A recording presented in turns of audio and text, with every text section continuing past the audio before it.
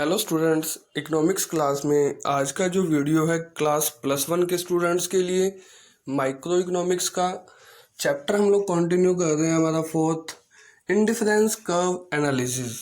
और आज का जो टॉपिक है वो टॉपिक है हमारे पास, हमारे लास्ट जो टॉपिक था हमारा बजट लाइन, उसी से related budget set and examples. तो हम लोगों ने हमारे लास्ट के वीडियो में डिस्कस किया कि बजट लाइन क्या होती है। कि बजट लाइन एक ऐसा ग्राफिकल रिप्रेजेंटेशन है जो एक कंज्यूमर की परचेजिंग पावर को रिप्रेजेंट करता है कि वो एक लिमिटेड इनकम से अगर वो 2 गुड्स खरीदना चाहता है तो वो कौन कौन से कॉम्बिनेशंस उन 2 गुड्स के उस लिमिटेड इनकम से खरीद सकता है, और वो सभी कॉम्बिनेशंस उसे सेम सेटिस्फैक्शन देंगे। तो हम बात कर रहे हैं आज बजट लाइन के बाद बजट सेट की। बजट सेट क्या है? It refers to all consumption bundles that the consumer can buy using his money income at the prevailing market price. कि बजट सेट का मतलब ऑल कंजम्पशन बंडल्स, कि आपके पास अगर 3 या 4 ऑप्शंस हैं, उन सभी बंडल्स कि मीन्स आप उसे खरीदना चाहते हैं कंज्यूमर, किससे? उसके पास जो पैसा है और जो मार्केट में उसका रेट चल रहा है उस बिहाफ पर। तो इसके साथ साथ हम ये भी कह सकते हैं कि budget set is the combination of some budget lines. कि अगर एक ग्राफ के ऊपर हम लोग कुछ बजट लाइंस को रिप्रेजेंट कर दें तो उसे भी बजट सेट बोला जा सकता है। Budget set depends on 2 factor. कि हमारा बजट सेट किस पे डिपेंड करता है? 2 फैक्टर्स पे। एक तो कंज्यूमर की इनकम पे कि हम लोगों के पास पैसा कितना है या हमारी इनकम क्या है। दूसरा डिपेंड करता है कि जो चीज़ें हम लोग खरीद रहे हैं उसका प्राइस क्या है। अगर हम 2 गुड्स की बात कर रहे हैं, गुड 1 और गुड 2, गुड 1 का प्राइस क्या है, गुड 2 का प्राइस क्या है, वो भी डिपेंड करेगा कि हम कितनी चीज़ें खरीद पाएंगे। दूसरा, हमारी इनकम भी डिपेंड करेगी कि हमारी इनकम ज़्यादा होगी तो हम ज़्यादा चीज़ें खरीद पाएंगे, इनकम कम होगी तो हम कम चीज़ें खरीद पाएंगे। At the given prices budget set include all those combinations bundles which cost less than और इक्वल टू इज इनकम। अगर आपका बजट, हमारी परचेजिंग पावर 20 रुपीज़ की है तो हम ज़्यादा से ज़्यादा कितनी चीज़ें खरीद सकते हैं?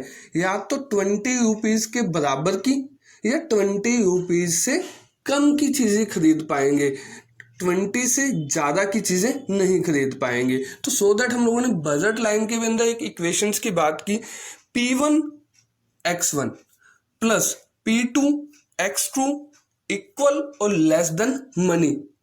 कि मीन्स P1 रिप्रेजेंट हो रहा है यहाँ किस चीज के लिए? गुड 1 के प्राइस के लिए। X1 रिप्रेजेंट हो रहा है यहाँ पे गुड 1 की क्वांटिटी के लिए। तो आपका टोटल खर्चा कितना हुआ? अगर आप लोगों ने 5 आइटमें खरीदी हैं X की और प्राइस कितना है 4 रुपीज़, तो 20 रुपीज़ आपके यहाँ खर्च हो गए। इसका मतलब आप X की कोई क्वांटिटी नहीं खरीद रहे। P2 रिप्रेजेंट हो रहा है गुड 2 के प्राइस के लिए और X2 रिप्रेजेंट हो रहा है यहाँ पे किसके लिए?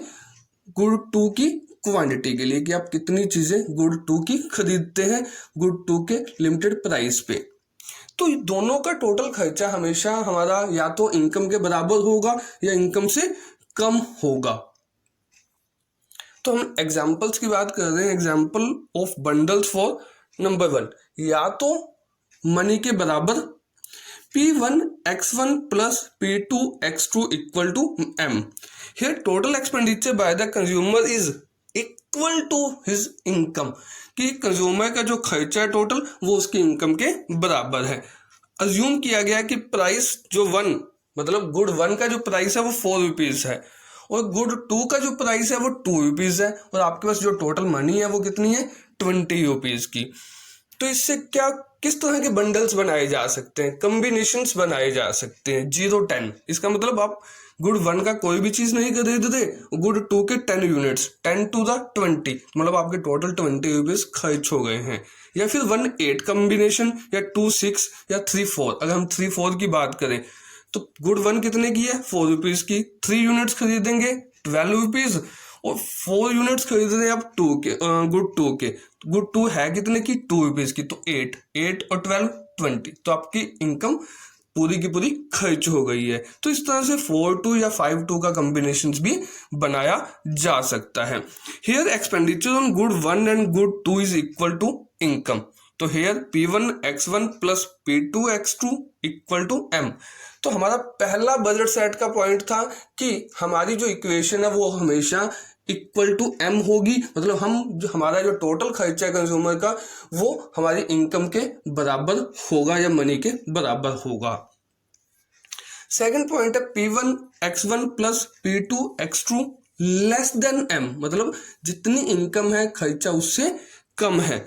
अज्यूमिंग वही सेम हम लोगों ने, प्राइस 1 कितना है 4, प्राइस 2 कितना है 2, और मनी कितनी है हमारे पास 20। तो हम बंडल्स अरेंज कर सकते हैं 0-2, 1-0, 1-5, 2-2, 2-1। तो 2-1 की अगर बात करें तो 2 for the 8 और 1 to the 2, 8 और 2 10, मतलब आप 20 रुपये से कम पैसा खर्च कर रहे हैं, मतलब 10 रुपीज खर्च कर रहे हैं। अगर 1-5 का कॉम्बिनेशन चूज करें हम लोग तो 1 for the 4 और 5 to the 10, मतलब 14 रुपीज लगे आपके, बल्कि टोटल इनकम कितनी थी आपके पास 20, तो आप लोगों ने 20 से कम रुपया खर्च किया। Here expenditure on good 1 and good 2 is less than income. Here P1 X1 plus P2 X2 less than money. तो बजट सेट्स को दो पार्ट में डिवाइड किया गया है कि आपका जो खर्चा है वो या तो इनकम के बराबर होगा या इनकम से कम होगा, और उस इक्वेशन को निकालने के लिए हम करने वाले क्या है, P1 को प्राइस 1 को, मतलब गुड 1 के प्राइस को गुड 1 की क्वांटिटी से मल्टीप्लाई करेंगे, गुड 2 के प्राइस को गुड 2 की क्वांटिटी से मल्टीप्लाई करेंगे, और उन दोनों को ऐड कर दिया जाएगा कि वो M के इक्वल है या M से कम है।